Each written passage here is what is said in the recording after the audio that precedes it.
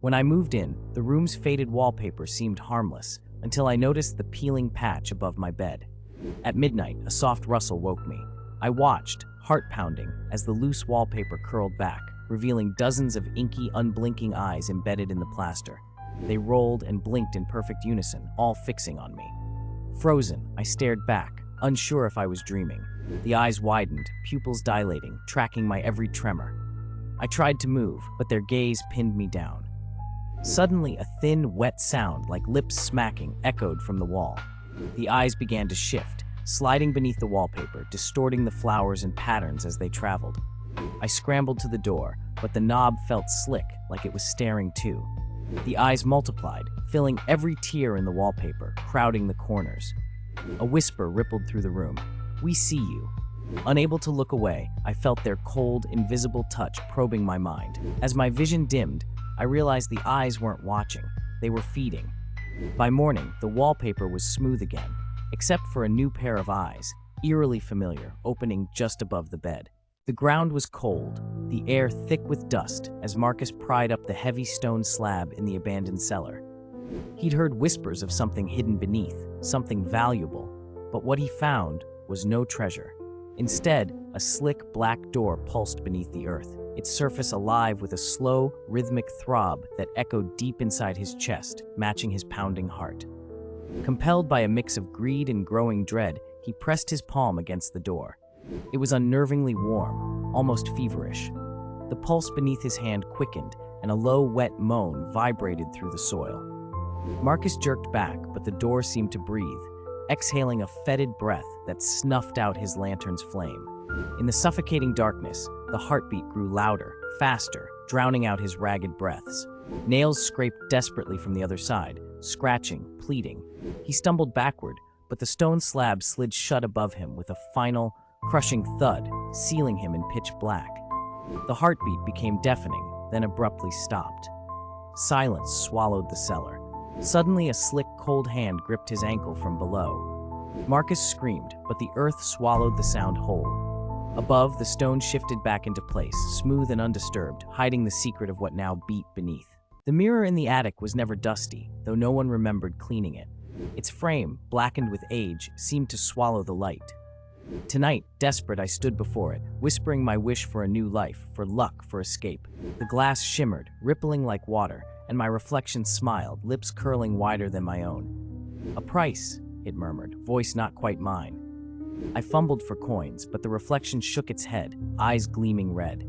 My finger, trembling, pressed against the cold surface. Suddenly, a sharp sting, blood welled from a cut I hadn't felt. The reflection's grin widened, tongue flicking over crimson lips. The attic chill deepened. My reflection's eyes rolled back, and it pressed its palm to the glass. Blood seeped through the silvered surface, trickling down my hand. I tried to pull away, but the mirror held me fast, the glass sticky and warm. My reflection began to fade, replaced by countless faces, all screaming silently, trapped in scarlet eternity. When I finally broke free, my wish had come true. But every mirror now shows their faces behind mine, hungry, waiting for the next bargain. At 8:01 p.m., Mara stood before her bathroom mirror, brushing her teeth. The overhead light flickered once, twice, then dimmed, casting shadows that danced across the tiles. She paused mid-stroke, foam gathering at her lips, as her reflection continued brushing, smooth, mechanical, and utterly detached. Mara's eyes widened, the double stared back, unblinking, its smile stretching wider than any human's could.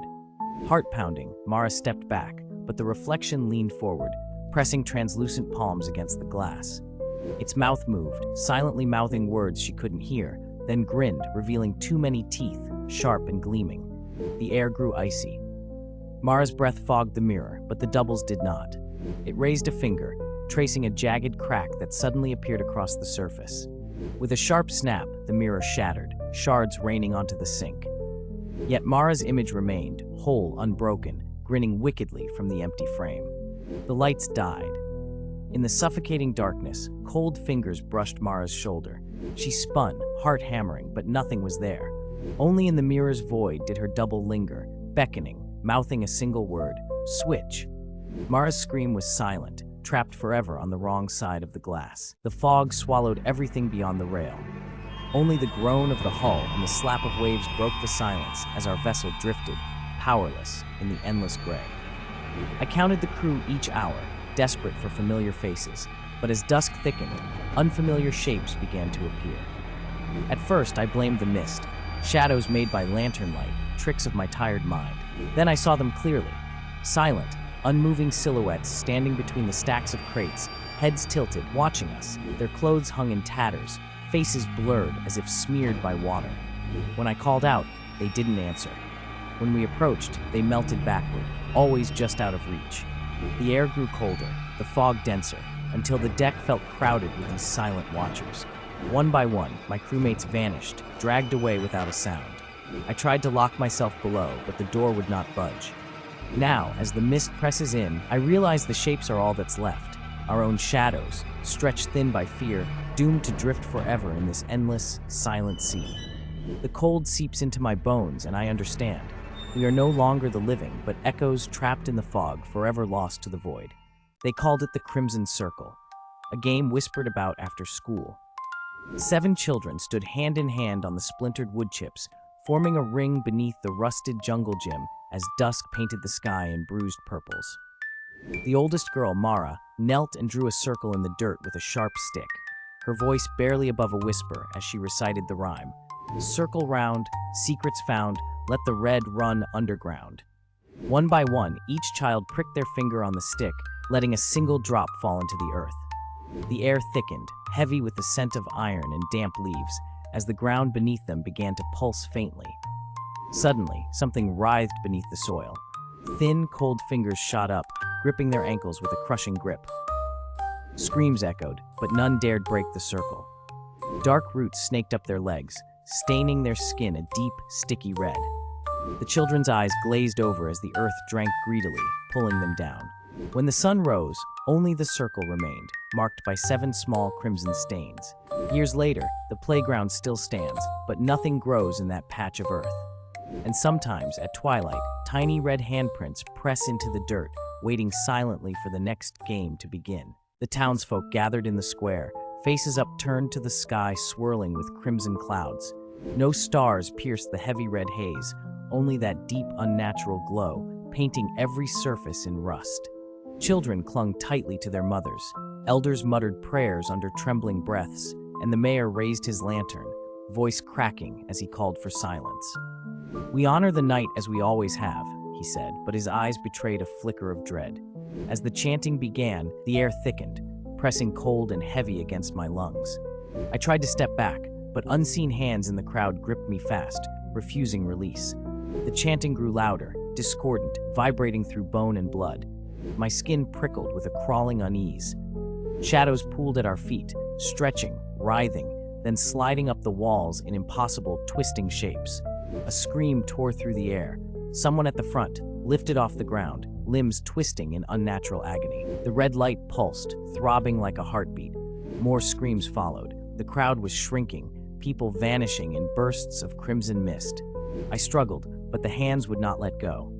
As the sky deepened to a darker shade, I realized the terrible truth. We were not honoring the night. We were feeding it. And tonight, it was still hungry. Sarah wiped condensation from the bathroom glass, revealing her tired face. She leaned in, inspecting a faint bruise on her cheek, when a soft, deliberate knock echoed from the other side of the mirror. Startled, she froze. Her reflection smiled, a slow, unnatural curl of the lips. Sarah's own mouth stayed slack with shock. The reflected hand rose and tapped the glass again. Knock, knock. But Sarah's arms hung limp at her sides. She stepped back, but the image pressed closer, palms flattening against the glass. Sarah's heart hammered. She spun to leave, but the door wouldn't budge. Behind her, the reflection began to mouth words. Sarah couldn't hear, but the message was clear. "Let me out." Her own breath fogged the glass, but the other face remained sharp, eyes wide with hunger. Suddenly, the lights flickered. The reflection's hands burst through the surface with a wet, shattering sound, seizing Sarah's wrists. She screamed, but in a blink, she stood on the other side, pounding helplessly as her own smiling face walked away, leaving her trapped in cold, endless glass. The silence on her side was absolute, broken only by the faint tapping from the other world.